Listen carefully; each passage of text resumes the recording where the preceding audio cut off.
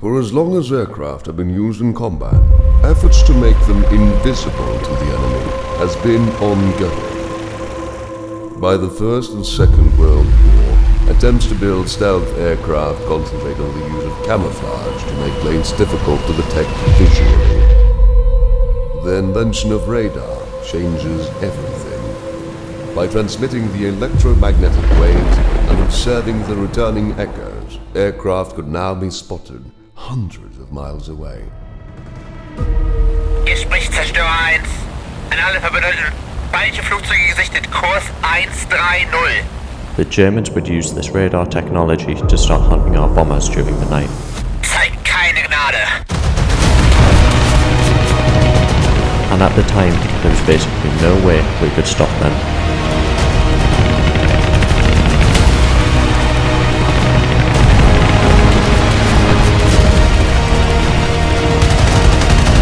But we didn't know how far this technology would really go.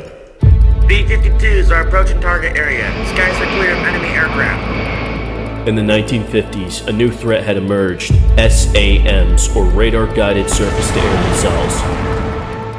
Once these missiles lock on their target, they do not miss. We knew that just conventional airplanes were not going to be able to survive in a high-dense, coordinated missile defense system. During the Yom Kippur War, the Israeli Air Force loses 109 strike aircraft in just 18 days. The Air Force were recognizing the fact there was no practical way of penetrating the Soviet defenses with our existing air forces, period. To counter this threat, the U.S. begins to produce aircraft that can fly higher than the enemy's planes and missiles. Lockheed's U-2 is the first of this new breed. But in May 1960, disaster strikes. Flying at high altitude is no longer sufficient. Lockheed adds speed to the equation. Flying at Mach 3 at 80,000 feet, the SR-71 Blackbird is untouchable. But the reconnaissance aircraft is still detectable to radar. The engineers at Lockheed Skunk Works had found a solution to this problem.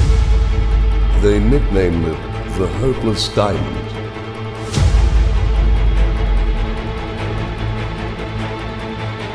The half-blue prototype demonstrated that we can indeed fly aircraft in these shapes.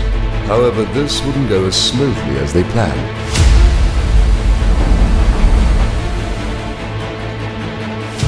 But after just 6 months of test flights, disaster strikes.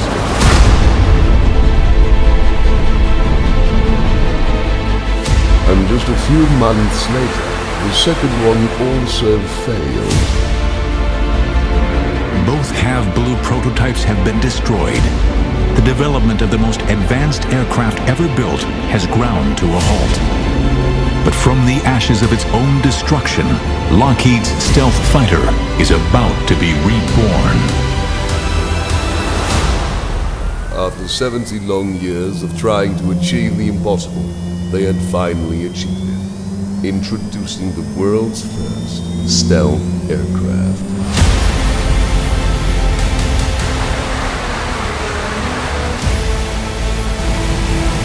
At night, under the secrecy of darkness, we would bring the aircraft out and fly them, and we would have them hangared again before sunlight. Долгое время мы не могли добиться стелс-технологии от 117. Это была его особенность.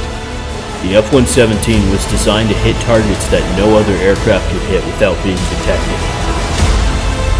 Roger that, we have visual on target. Undetected, the Black Jets pierce the most heavily defended airspace on Earth and prepare for a decapitation strike, one that could end a war even before it begins. Target neutralized. That's all she wrote. Return it back to base.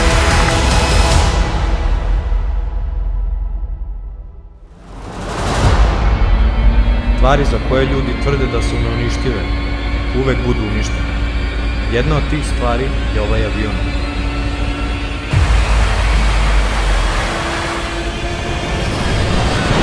Avion može biti nevidljiv, ali to ne znači da je neuništiv.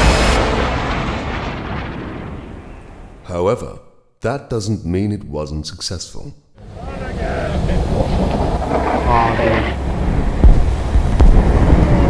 Yep, I think that'll do it. I got it! Yeah, me too!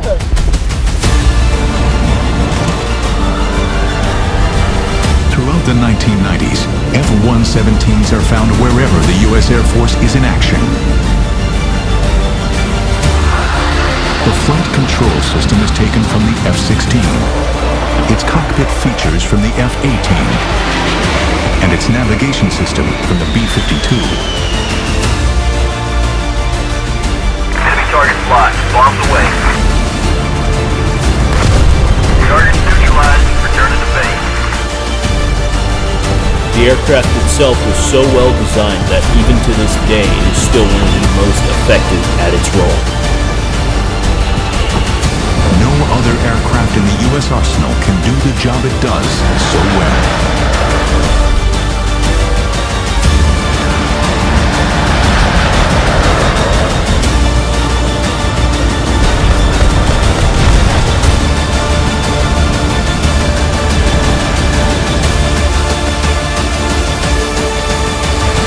This aircraft would pave the way for the future of the aviation industry.